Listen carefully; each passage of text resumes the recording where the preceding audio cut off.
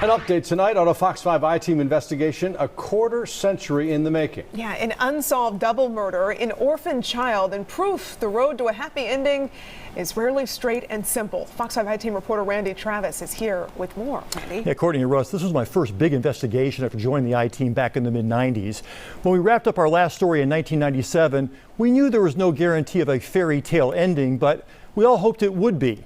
Instead, what eventually happened to the child known as baby Kelsey teaches us a lesson in the power of evil versus a shield of courage.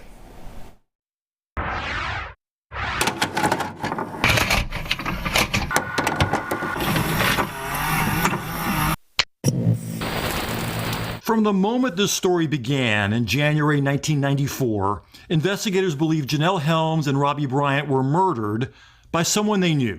It did not look as though anybody in the room was expecting something to happen until it happened. Shot at least 9 times in their Athens duplex, twice through a pillow held over Janelle's head.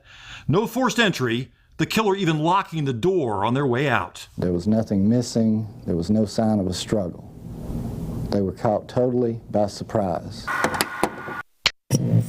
At the time, the couple's only child, 9-month-old Kelsey, was visiting relatives in Tampa, Florida, staying in the home of Billy McDivine, who also happened to control a $200,000 trust fund set up for Kelsey's mom, money that Kelsey would now inherit. Kelsey. But Divine had already spent a lot of that money on himself, also investing in risky business ventures. He would be indicted later for theft and perjury and suspected in a much larger crime. Money is always a motive in murder.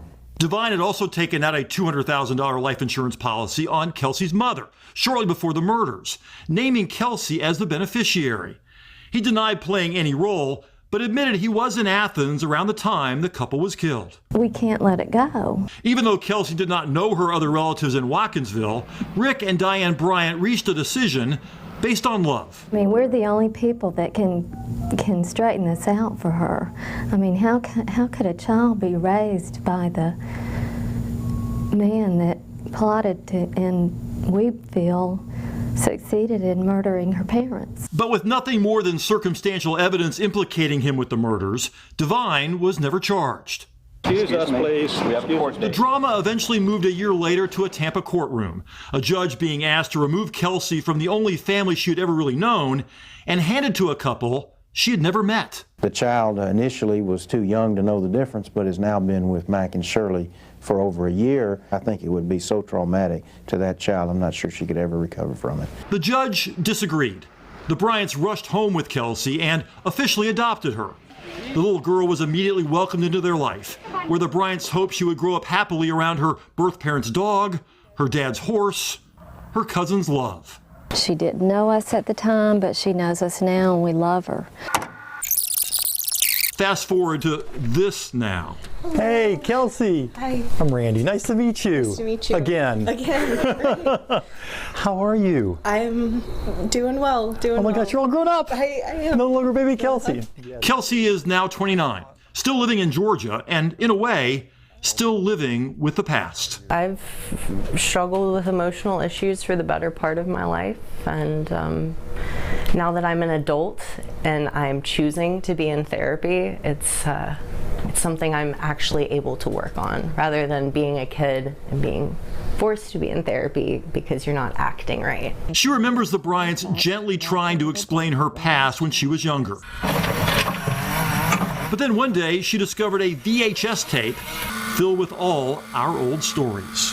I couldn't have been more than like 9. I was just looking for a movie to watch on my little VCR in my room, and I came across this tape, and I watched it by myself, and then I had to go to my parents and be like, what is this? But she would struggle through adolescence, dropping out of high school, eventually graduating from a therapeutic boarding school out of state. An ill-advised marriage ended quickly. She moved away from the temptations of Athens. With a new job, new home, and careful therapy, she thinks she's finally on the right track. I don't think my parents dying or being moved from Billy McDivine's house to the Bryant's house had nearly as much of an effect on me as, you know, just the trauma of growing up. You had one set of parents who truly loved you, and then you had another set of parents, actually two sets of other parents, who were kind of fighting over you. Right, yeah. Yeah, well, I think with Billy McDivine and Shirley, obviously, they had their intentions with fighting over me, in my opinion.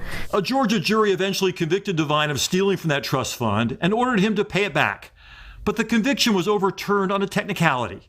Billy McDivine was never retried, and Kelsey never got any of her money. Did they ever send you presents for your birthday, Christmas? No, I've never gotten a letter or anything. I don't know who they are.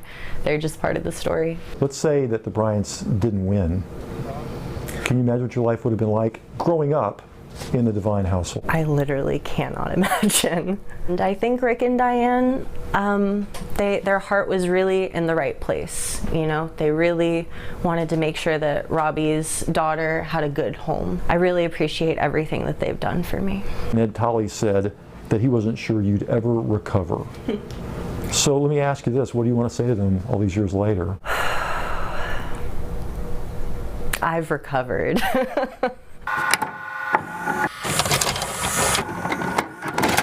I am so much stronger than this story. She's also hoping authorities will take a new look at the murders of her birth parents. Kelsey agreed to take part in a podcast that focuses on unsolved Athens murders. More on those efforts tomorrow night at 10. Wow. Well, it looks like she's certainly grown up as best as can be expected after what she went through so young. Have you heard from the Bryants, and what's the latest on Billy McDivine? The Bryants are retired, living in Costa Rica, and we exchanged emails, and they said this: raising Kelsey included some very difficult times, but many fun and joyful times. We have absolutely no regrets, and we would do the same thing again. Wow. And as for Mr. Devine, he is 77 years old, still living in the Tampa area, did not reply to our repeated attempts for comment. Yeah, would love to hear why he decided to take a $200,000 insurance policy out on Kelsey's mother. Yeah, but Kelsey, you know, as she said, she is much stronger than this story. Well, God bless her. She went through a lot. Absolutely. Great update, Randy. Thank you. Thanks. Thanks, Randy.